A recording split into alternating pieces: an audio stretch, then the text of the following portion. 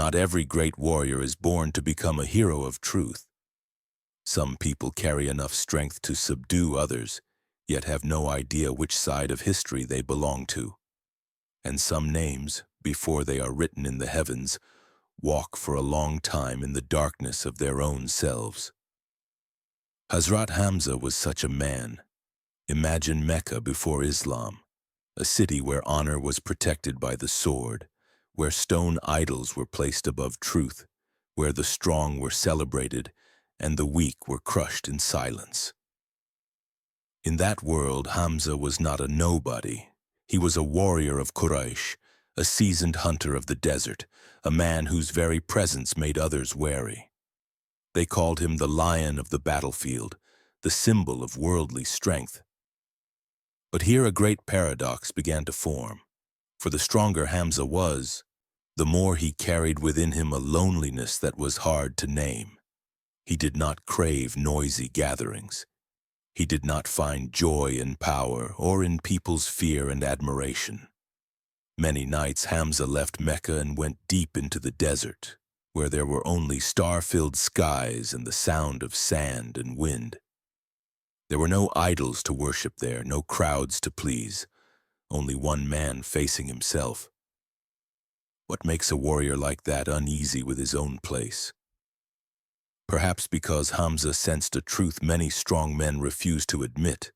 Strength without purpose is only a storm with no direction. It can knock others down, but it cannot answer the greatest question inside a human being. What am I living for, and what am I willing to die for? In that setting, Hamza's relationship with his nephew Muhammad carried special meaning. They were not only relatives. They were milk brothers, friends since youth, souls who grew up beside each other before revelation changed the world. Hamza saw Muhammad not as a seeker of power, but as a quiet, honest man who strangely carried a pull that did not come from weapons. Yet at that time, Hamza still stood outside the mission. He watched, he listened, but he had not stepped in. His strength still belonged to the old order, to Quraysh, to the laws he had grown up with. And that is what makes his story more unsettling, because not everyone born with strength is ready for that strength to be transformed. If you think men like Hamza accept truth easily, you are mistaken. Sometimes the greatest obstacle is not weakness, but honor, status, and the weight of the past. The stronger a person is, the more he has to lose. And that is why Hamza's transformation is not a simple story of belief. It is a fierce confrontation between the ego and truth. This is not the story of a weak man seeking shelter. This is the story of a warrior standing before a choice that would redefine his entire life. His strength, if it continued along the old path, would only reinforce an unjust world. But if guided in the right direction, it could become a sword that protects truth. And at that fragile crossing point, where a man had not entered the light yet, but no longer fully belonged to the darkness, Hazrat Hamza's story truly begins. What turned a lion of Quraysh into the lion of Allah? What made a tribal warrior willing to place his honor, his strength, and his life beneath a sacred mission? And what was the real price of that choice? Welcome to Prophetic History Explained.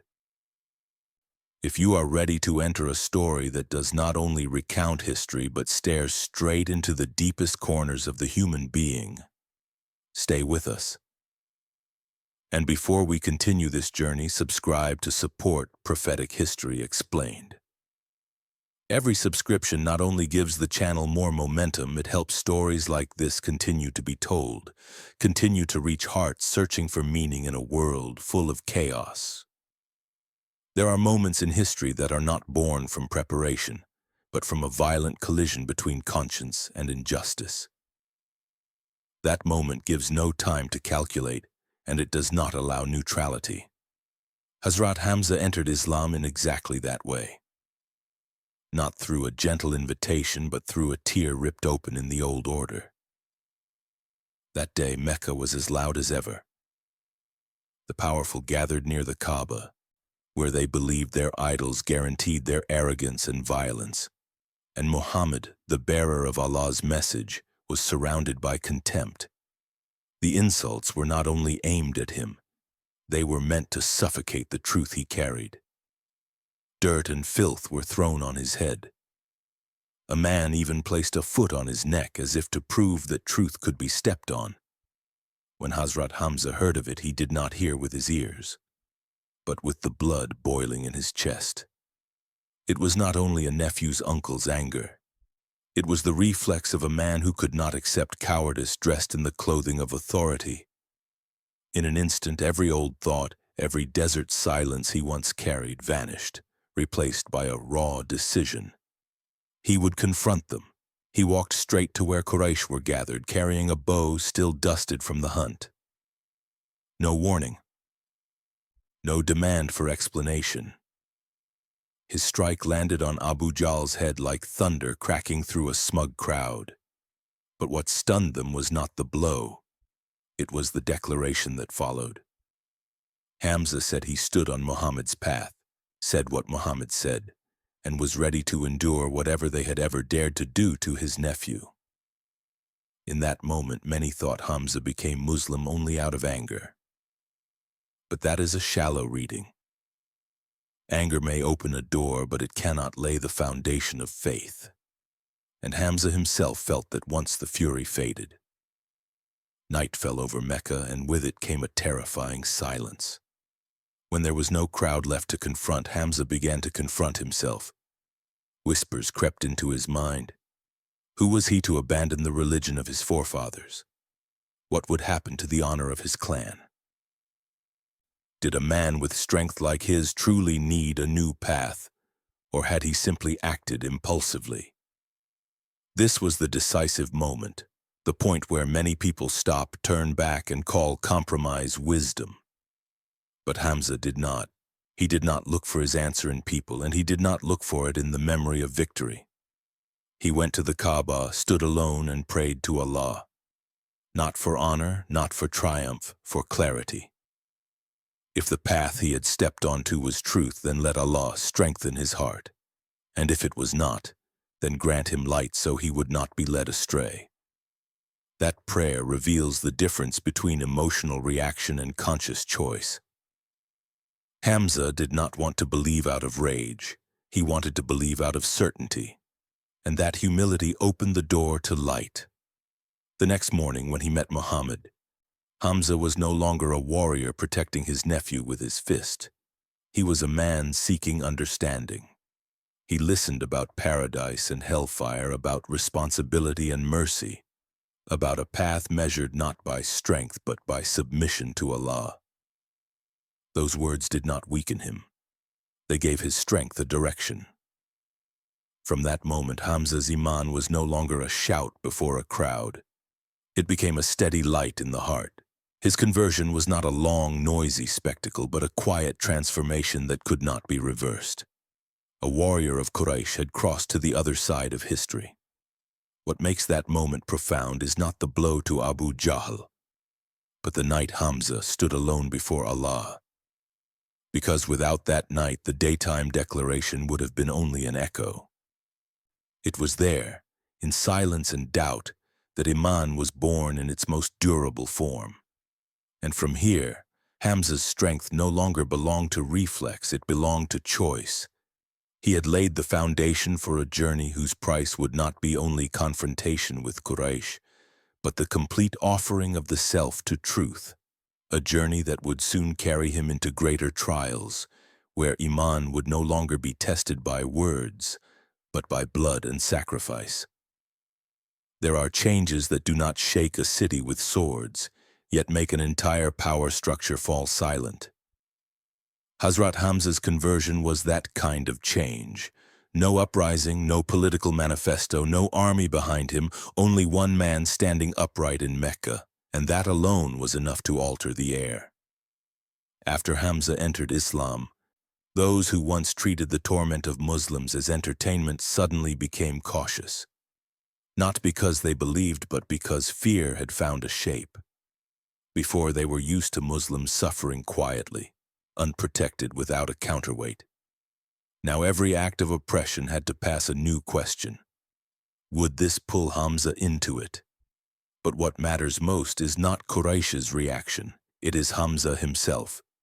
He did not use iman to reinforce his personal status. He did not turn himself into a showy symbol.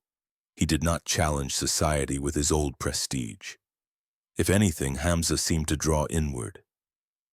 Strength that once made him stand out was now placed under the discipline of faith.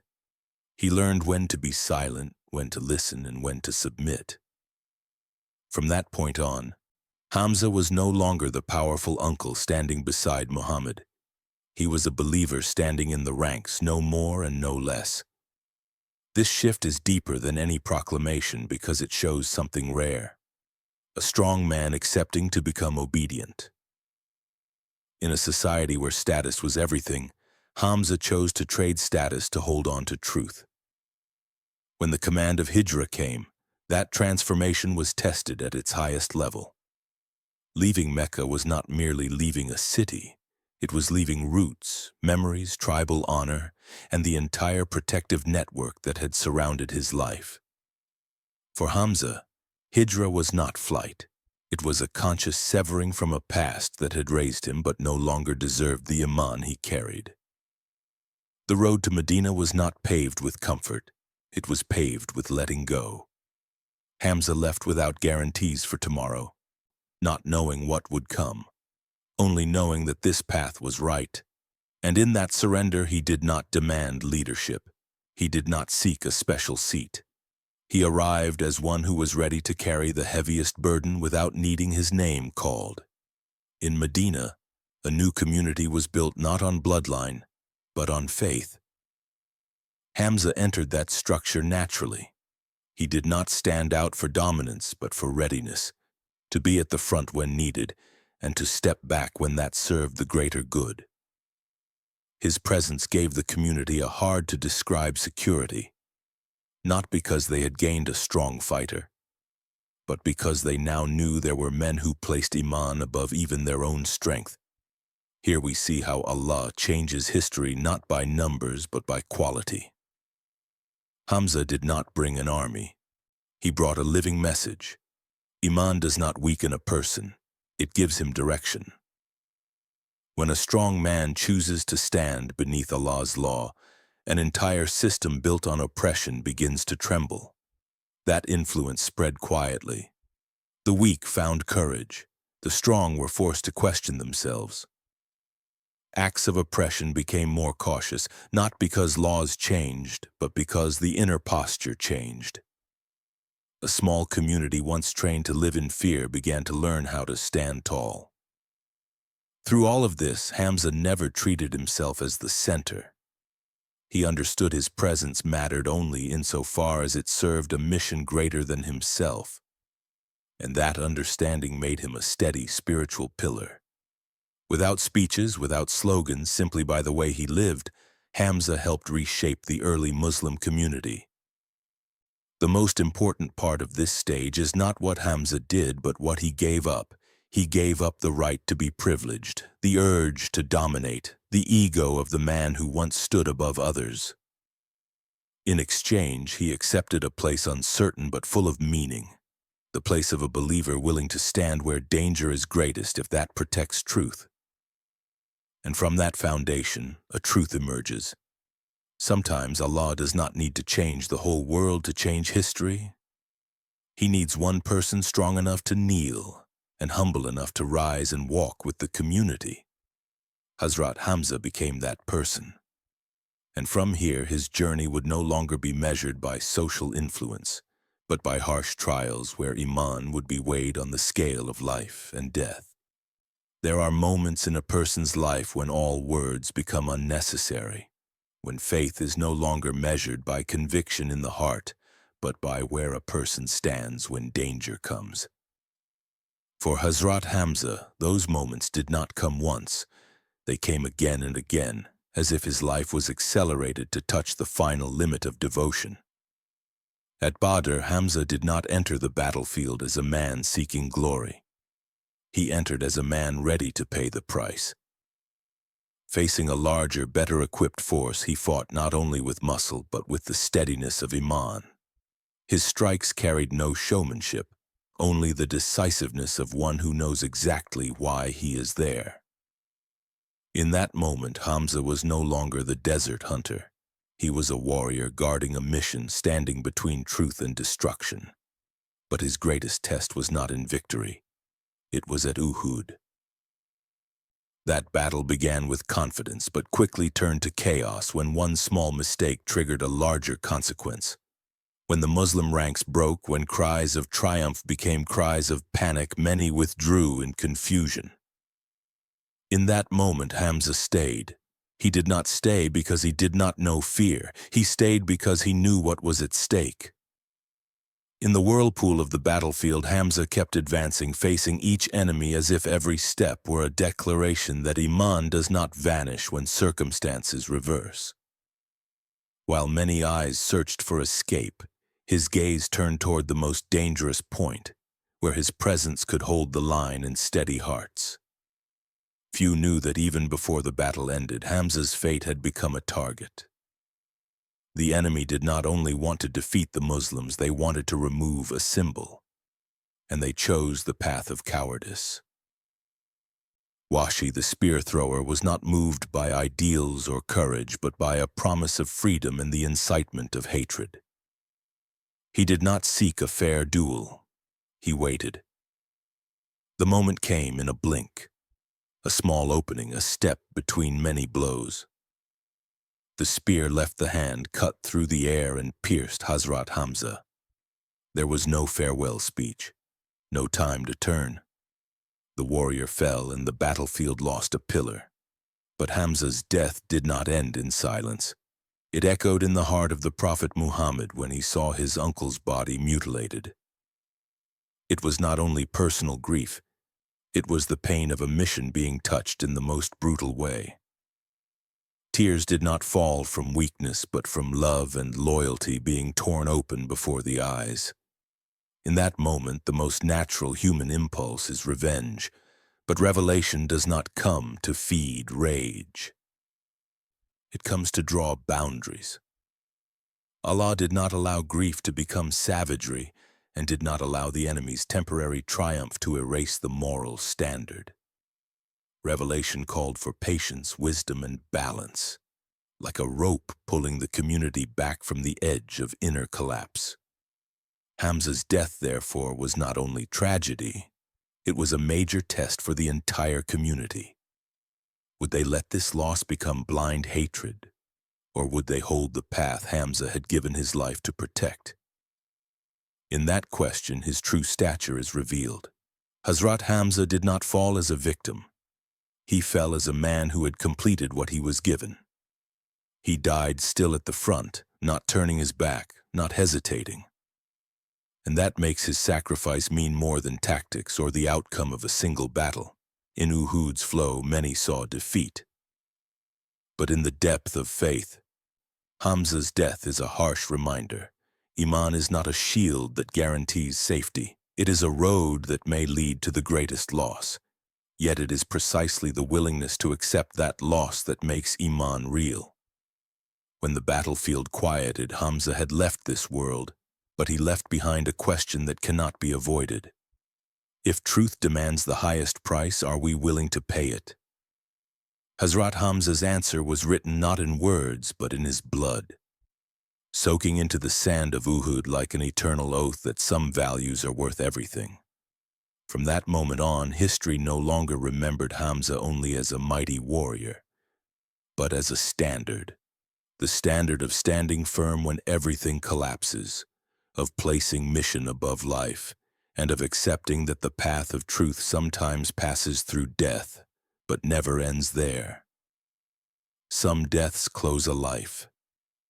Other deaths open a legacy time cannot bury. Hazrat Hamza belongs to the second. When his body remained on the sands of Uhud, it looked like everything had ended. In reality, it was only the moment his name stepped beyond the limits of earthly history into the eternal memory of faith. Hazrat Hamza is not called Sayyid al-Shuhada simply because he fell in battle. That title is not granted to pain. It is granted to the road he walked. He lived as a man who placed iman above instinct, and he died still standing in the most dangerous place to protect the mission. In Islam, martyrdom is not a tragic ending. It is the full completion of a life that has been offered. After Uhud, the Muslim community faced not only the loss of a fighter, but a deep spiritual void. Hamza was not only a strong arm, he was a psychological shield for the vulnerable, a living reminder that Allah stands with the faithful. His departure forced the community to ask, is our iman strong enough to survive when the symbol of strength is gone? The answer did not come immediately. It came through quiet but shattering images. Hazrat Safiya, Hamza's sister, came to the battlefield with a heart prepared for trial. When she was advised to turn back so she would not see her brother's mutilated body, she refused, not out of stubbornness, but out of faith. She understood. If Hamza accepted that fate for Allah, then those who remain must accept it with patience and trust. In her words and composure, the community saw another kind of heroism, the heroism of endurance. And then, in the middle of that pain, Allah opened a different axis of meaning. So Hamza's story would not be locked inside tragedy. It is the story of Wahshi, the man who killed Hamza with the spear, the man carrying a sin that seemed impossible to wash away. In human logic, Wahshi deserved permanent exile, but in the logic of Rahmah, the door was not yet closed. The Prophet Muhammad did not chase revenge against Wahshi. Instead, he sought to save what remained of his life. Messages were sent not with curses, but with verses that reopened hope. Line by line, revelation pulled Wahshi out of the abyss of despair, so he would understand that no sin is greater than Allah's mercy, so long as a person returns with sincerity. Wahshi's return is one of the most paradoxical moments in Islamic history. The killer of Sayyid al-Shuhada was forgiven, but forgiveness did not erase memory. Wahshi lived the rest of his life with deep humility, avoiding standing before the Prophet out of respect for the Prophet's pain. Yet Allah, in His decree, did not let that story end there. When Musaylimah al-Kadhdhab appeared, threatening to distort the faith of thousands, Wahshi went to battle with the same spear from years before. The spear that ended Hamza was used to end one of the most dangerous lies facing the Muslim community. No one can reduce that to simple compensation. It was the total transformation of a human being, from an instrument of hatred into an instrument of protecting truth. And here Hamza's legacy becomes clearest. He did not only leave a model of sacrifice, he left a moral axis where courage, patience, and mercy do not contradict one another. His death did not produce a spiral of revenge. It opened space for iman to mature. Hazrat Hamza is called the Lion of Allah not because he was violent, but because he was loyal. Loyal in life, loyal in struggle, and loyal to his final breath. In the logic of faith, such people do not die. They only leave this world to continue in another form, where reward is no longer limited by time. Today, when people feel lost inside a world of noise and confusion, Hazrat Hamza's legacy still matters. It reminds us that the greatest strength is not never falling, but choosing truth even when the price is everything. And it reminds us that Islam is not built by exclusion, but by the power to transform a person from the root. Hamza is gone, but his story did not end at Uhud. It lives in every heart that places iman above ego, in every community that chooses patience over hatred, and in every person who believes Allah's mercy is always greater than sin. That is why the Lion of Allah never dies, and why his legacy still lights the way for those searching for direction in the darkness of their age. The deepest lesson from Hazrat Hamza's life is the unity of iman and action. Faith is not only what we believe inside, it shapes how we respond to injustice, how we face loss, and how we treat the one who harmed us. From Hamza, we learn that courage is not the absence of fear, but refusing to let fear decide our direction. From Wahshi's story, we learn that no one is shut out from Allah's mercy as long as they can still return with sincerity. In modern life, when people are pulled in many directions by status, social pressure, and fear of losing position, this story invites us to stop and ask, what is our strength serving? Are we using our influence, our ability, our voice to protect truth, or only to protect ourselves? Applying Hazrat Hamza's lesson does not require us to become warriors on a battlefield. It requires honesty with our iman in daily choices, from how we face the smallest injustice to how we hold our values when it costs us. If stories like this feel as if they are not only about the past but speak directly to the struggles of the present, join the Prophetic History Explained community so we can explore more deep lessons from the lives that shaped faith, iman, sabr, rahmah, and what it means to live whole in a world full of tests. And don't forget to subscribe to Prophetic History Explained to support us, so we have the motivation to keep telling meaningful stories, stories not only to hear but to reflect on and live by.